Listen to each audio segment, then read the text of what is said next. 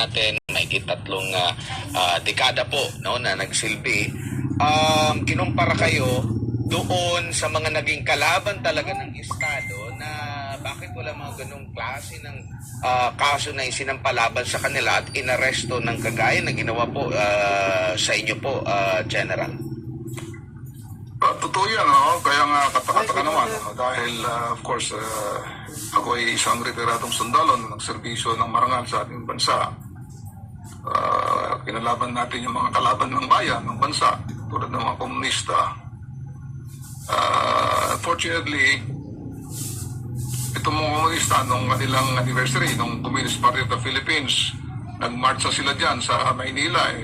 May mga placard sila na yun nga, hinikayat nila mga taong bayan na mag-join ng NPA, yung armadong pakikibaga para ipapagsakin ng ating bansa, o gobyerno.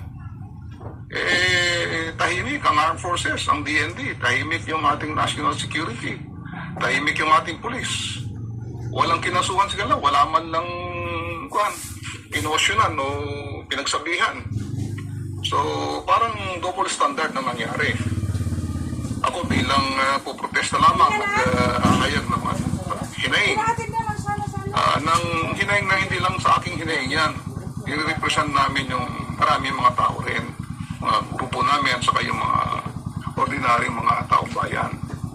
At fortunately nga, ako pa yung kinasuhan, ako pa yung dinidetain. Samantalang yung mga komunista na hayagang inciting, naghihikayat ng sedisyon, ay hindi man lang pinagsabihan, no? Lalong-lalong hindi kinasuhan.